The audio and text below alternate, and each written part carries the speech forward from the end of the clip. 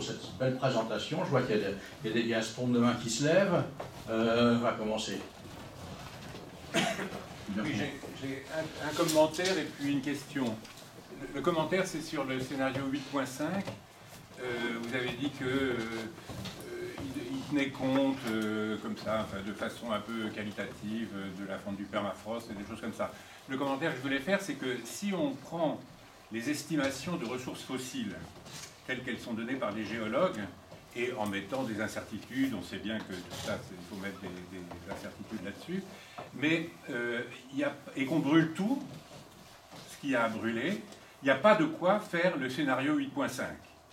On a un pic des fossiles qui est dans le siècle, qui est déjà atteint, qui est atteint d'abord par le pétrole et le gaz, et le pic du charbon, il est aussi dans le siècle. Donc en fait, la situation qui n'est pas traitée, mais je comprends bien que le scénario 8.5 a son intérêt parce que pédagogiquement, il exagère les tendances, donc on comprend mieux ce qui se passe, etc. Mais c'est quand même dommage de ne pas avoir cette situation dans laquelle on risque de se trouver, où on a de toute façon un réchauffement climatique, mais des tensions sur l'approvisionnement énergétique, que ce soit fossile ou pas fossile, mais des tensions réelles. Et par quoi on remplace ça, ça renforce le côté problématique. Donc ça c'était la remarque que je voulais faire. Donc c'est dommage que le GIEC ne mentionne pas cette chose-là et ne discute pas mieux avec les géologues et qui tiennent compte de leurs estimations des ressources fossiles disponibles. La question que je voulais poser, c'est que, alors ça dépasse largement mes compétences, mais quand on regarde un petit peu les grandes circulations atmosphériques, on voit les trois cellules, la cellule de Hadley, et puis la circulation circumpolaire, etc. Puis entre les deux, il y a la cellule de Ferrel. Et les événements récents, on a de grosses bulles froides qui descendent en latitude et provoquent de la neige au Texas, etc. Et puis d'autres moments où il y a de grosses bulles chaudes qui remontent des basses latitudes, on a le sentiment que la cellule de Ferrel, elle est coincée entre les deux et qu'elle se déstabilise. Et que finalement, le phénomène climatique qu'on voit, c'est ça, c'est la déstabilisation de la cellule de Ferrel. Est-ce que c'est vrai ça? Est-ce que ça a un sens ou ça n'a aucun sens? Donc sur le premier point, donc en tout cas nous on utilise effectivement, donc le GIEC fait un petit peu référence, hein, voilà, donc c'est important que tout le monde travaille avec les mêmes scénarios. Donc ce RCP 8.5, je vous l'ai dit, et donc aujourd'hui il y a beaucoup de publications qui vont dans le sens que vous avez évoqué, qu'effectivement il n'est pas réaliste dans le cadre donc, de ce que l'homme pourrait brûler comme ressources fossiles, que par contre donc il y a d'autres rétroactions qui pourraient conduire à ce même résultat-là, et donc effectivement c'est important que le GIEC éclaire bien ce qui se passe dans ce scénario-là.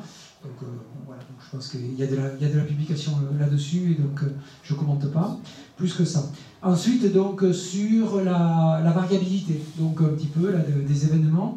Aujourd'hui, dans ce que l'on observe globalement, et ce que répète le GIEC, c'est que le risque de vague de froid, bien, il diminue. Voilà, donc même s'il y a eu des événements récents, donc, et là aussi donc, le GIEC est assez formel, que ce soit au niveau des différents continents, donc en tout cas c'est particulièrement vrai sur le nôtre, où les événements froids deviennent moins fréquents et moins intenses. Donc aujourd'hui, et tous les modèles de climat vont dans le même sens. Alors ça ne veut pas dire qu'ils disparaissent, et que notamment dans certaines situations, certaines années où on a donc la variabilité est très importante. Donc cette variabilité, c'est la variabilité de l'intensité du vortex polaire, donc qui va piéger finalement le froid dans les zones polaires, ou au contraire donc favoriser des circulations plus méridiennes telles qu'on a connues l'hiver dernier, telles que l'on risque d'ailleurs aussi de connaître encore l'hiver prochain. Voilà. Et donc ça pose aussi la question finalement peut-être aussi de l'adaptation de nos sociétés à des événements de froid qu'elles rencontreront moins souvent. Et quand on voit à quel point aujourd'hui la France peut être paralysée par des températures qui deviennent simplement négatives ou par des événements de neige réduits, on voit que le fait de ne plus être confronté régulièrement à ce type d'événements, ça peut être un défi à relever également, donc ne pas perdre l'habitude des événements froids qui ne disparaissent pas complètement. Mais il n'y a pas d'accentuation des événements froids dans les modèles de climat. Donc la notion de déstabilisation de la cellule de Ferrel, là, aux latitudes intermédiaires, elle n'est pas pertinente. En tout cas, moi je ne l'ai pas lu dans le 6e rapport du GIEC, je n'ai pas vu d'éléments comme ça, mais c'est évidemment des points de forte attention, notamment donc, pour nos collègues américains, parce que c'est vrai que la forme du relief américain fait qu'ils sont très sensibles aux descentes froide de l'Alaska. Bon, après. Oui. Alors, si j'ai bien compris, vous nous décrivez une situation assez catastrophique pour l'agriculture dans l'avenir, entre des inondations qui iront directement à la mer, brutalement, et des sécheresses. Sachant que, si j'ai bien compris aussi, les précipitations moyennes, elles ne varient pas trop. Donc ça veut dire qu'il y a des énormes variations, et vous nous avez dit justement qu'il fallait faire de l'irrigation. Non, je n'ai pas dit qu'il fallait faire de l'irrigation. J'ai dit que l'humidité des sols baissait et que donc ça correspondait à des situations qui nécessiteraient de l'irrigation parce que les sols seraient secs. Je ne vous ai pas dit qu'il fallait faire de... D'ailleurs, les climatologues, ils ne donnent pas des conseils sur... Non, mais vous établissez les données. Mais j'en viens à ma question. Est-ce qu'il y a quelqu'un en France qui se préoccupe des mesures qu'il faut préparer, parce que ça va être du long terme, pour justement faire face à des situations hydriques aussi chaotiques, en fait? Alors, c'est pas vous, je suis non, bien d'accord. Les scientifiques ils sont là pour apporter les données. Voilà. Est-ce que vous savez qui s'en occupe? Est-ce que c'est pris en compte?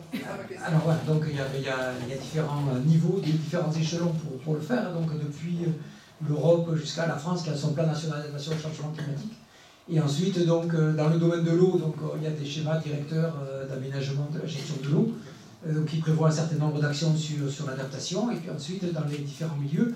Donc après, moi, je peux vous rejoindre sur le fait que peut-être on n'a pas encore compris complètement toute la mesure des évolutions et des impacts que ça va avoir.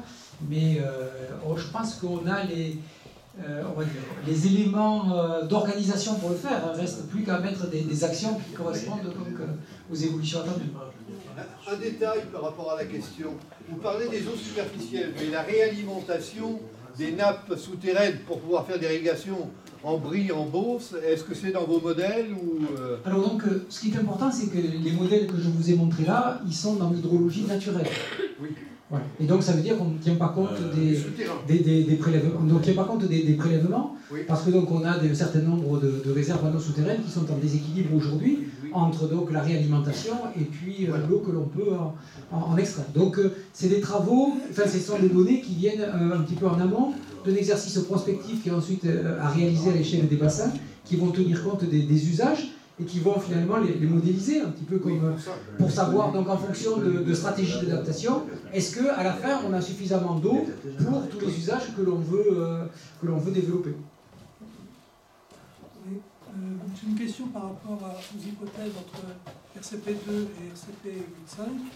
On peut imaginer que les courants marins, en particulier le Gulf Stream, ne se comportera pas pareil.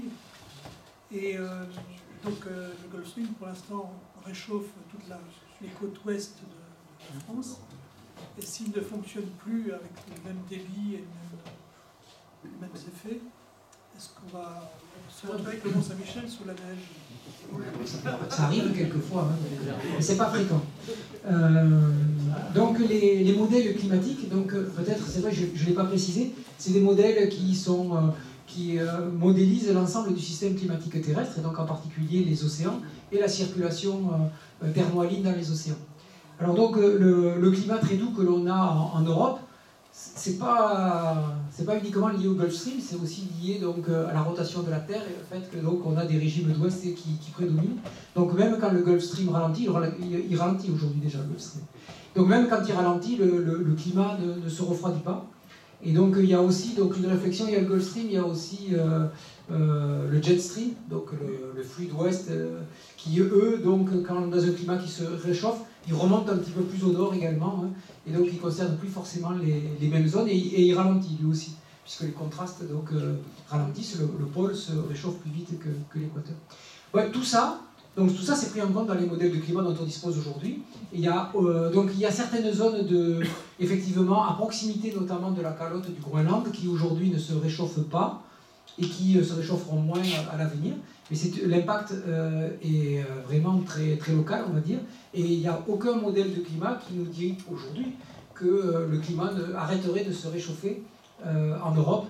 Donc voilà, le scénario le jour d'après, On ne l'a pas dans les modèles de climat, on l'a uniquement au cinéma pour l'instant. Isabelle ? Oui, j'ai deux questions. Tout d'abord, par rapport à ce qu'on disait ce matin sur la relation entre incertitude, enfin dans les probabilités, en vous écoutant, j'ai l'impression qu'on ne peut pas du tout se servir du passé pour prévoir l'avenir. On rentre dans quelque chose qui est quand même complètement nouveau. Donc on est en plein dans l'incertitude, avec tout de même des possibilités. Là, quand on voit autour des scénarios, enfin, il y a des grandes pics autour de ces lignes directrices des scénarios. Donc est-ce que pour l'agriculture, finalement, on ne rentre pas aussi dans une autre ère où là, on ne prévoit plus rien? Parce que quand on nous disait, comme dans la période d'avant, on pouvait prévoir l'aléa et s'assurer contre des risques, j'ai l'impression que maintenant, on rentre dans un autre monde.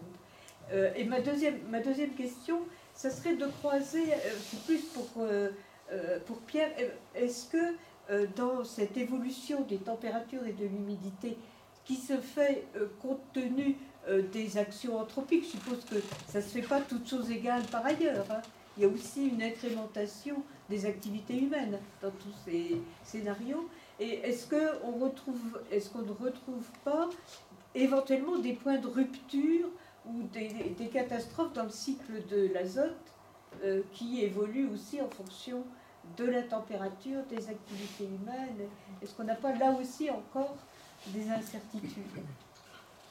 Alors, donc, sur C'est les... pour vous croiser tous Oui, les deux. d'accord, je laisse le collègue compléter. Est-ce qu'on est dans une zone complètement... est-ce qu'on va dans l'inconnu le plus total? Et est-ce que sur ce, finalement, et qu'est-ce que l'on peut dire du futur? Au contraire, moi j'ai l'impression qu'on a beaucoup de données sur le futur et que l'on a beaucoup d'informations à utiliser.